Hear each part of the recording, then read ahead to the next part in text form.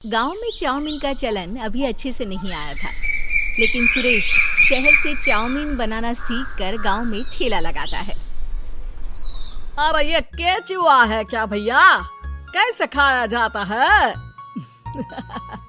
अरे नहीं नहीं, ये चाउमीन है। चाउमीन शहर में खाया जाता है। कितने की दे रहे हो सुरेश? 10 रुपए की प्लेट भरकर। तभी वहाँ शहर से पढ़ा एक लड़का आता है। जरा एक प्लेट चाउमीन तो देना। सुरेश उसे चाउमीन देता है। उसे चाउमीन खाता देख गांव वाले भी उससे चाउमीन ले लेते हैं और खाने लगते हैं।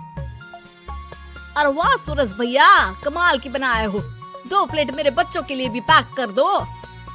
बस फिर क्या था, सुरेश का ठेला लगता है और चाउमीन खरीदने वालों की लाइन लग जाती है। तभी वहाँ से गांव का साहूकार होकर गुजरता है। और ये क्या भीड़ लगी है? लगता है झगड़ा हो गया है गांव में। चलूं मैं अभी तो मजे ले लूं। अरे कहाँ है, इतनी भीड़ लगी है यहाँ? लड़ाई हो गई है क्या? अरे साहूकार साहब, ना ना ना, कोई लड़ाई ना हुई है। ये तो सुरेश की दुकान है चाउमीन की। हम लोग चाउमीन खाने आए हैं, आप भी खाइए ना। साहूकार चाउमीन खाता है और सुरेश की तरफ देखता है, जो सारे दिन के पैसे गिन रहा होता है। अरे सुरेश, क्या लागत है इस काम की? अरे साहूकार जी, आप अब आए तो ये पूरे 10,000 रुपए ले जाइए, जो पिछले साल शहर जाने से पहले आपसे लिए थे ना। लागत तो क्या कहे, जो आपने दिया था उसी में सीखा भी है और दुकान भी खोल ली। अरे पैसे इतने जल्दी क्या जरूरत थी? कैसे जरूरत नहीं थी साहूकार जी, इतना मोटा ब्याज कहाँ से भरते। साहूकार को अब सुरेश की दुकान को हड़पने की लालच आ जाती है। नाना करते ये सारे दिन में 500 रुपया कमा ही लेता है। अरे गांव में ये ऐसे ही कमाता रहा तो कहीं ब्याज का काम ना शुरू कर दे। अरे भैया, कोई ना कोई जुगाड़ तो करना पड़ेगा। अब साहूकार घर आ जाता है और अपनी बीवी को सारी बात बताता है। हाँ जी, ये तो मैंने भी सुना है कि सुरेश के हाथ की चाउमीन नहीं खाई तो कुछ नहीं खाया। अरे हाँ हाँ, सही ही कहता है। मैं भी खा कर ही आ रहा हूँ। अरे भाग्यवान कितना अच्छा हो ना, अगर वो पैसा हम लोगों को मिल जाए। क्यों है? हाँ वो तो है, लेकिन कैसे? हम लोगों को तो चाउमीन बनाना आता ही नहीं है।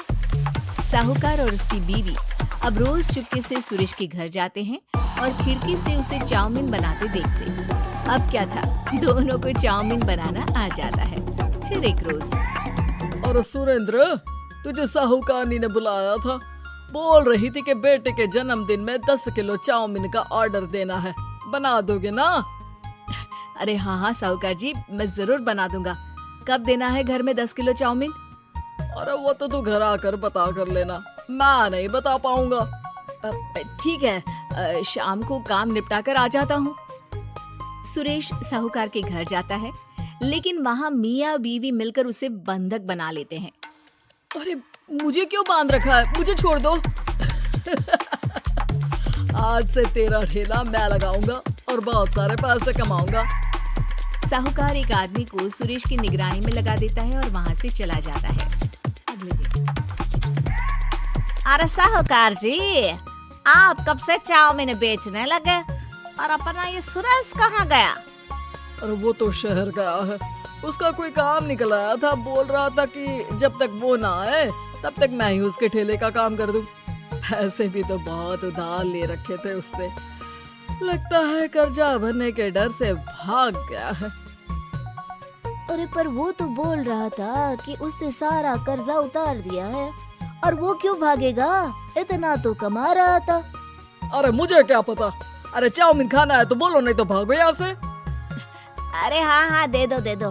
अब तो चाउमीन खाना पूरे गांव के लोगों के लिए आदत ही बन गया है। ना खाओ तो नींद ना आए। हाँ हाँ, तो लो और निकालो 50 रुपए। 50 रुपए क्यों? सुरेंद्र तो 10 रुपए में देता था। अरे वो पागल था, मैं थोड़ी ना हूँ। गांव वाले जिनको चाउमीन की लत लग गई थी, वो करते भी क्या, दे दो और ये लो 50 रुपए। लेकिन फिर साहूकार उन लोगों को प्लेट में थोड़ी सी चाउमीन रख देता है।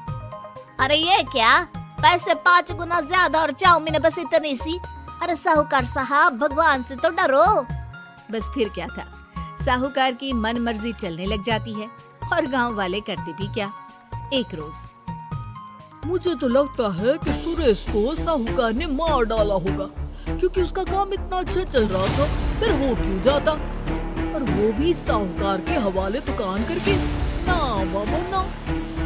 अगले रोज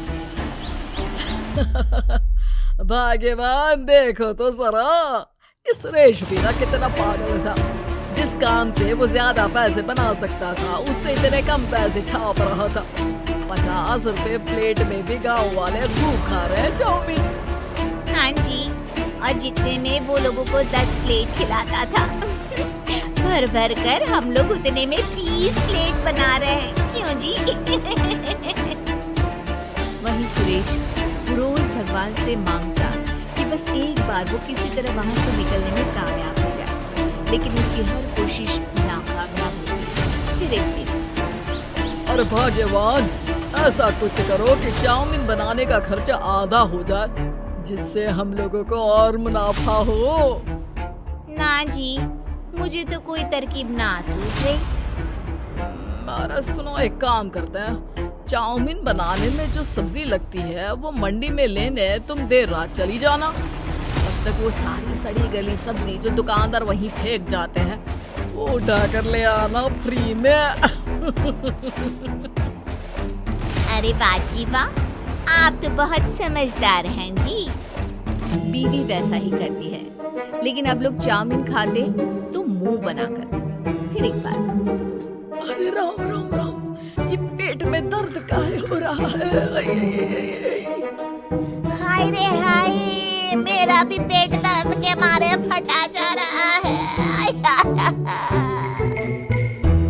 सभी को शक हो जाता है कि उन लोगों को चाउमीन खाने से ही ये बीमारी हो गई है। वहीं दूसरी तरफ जो आदमी सुरेश की निगरानी कर रहा था, वो सो रहा होता है और मौका देखकर सुरेश वहाँ से भाग जाता है। सुरेश गांव वालों के पास जाकर उन्हें सब कुछ बता देता है।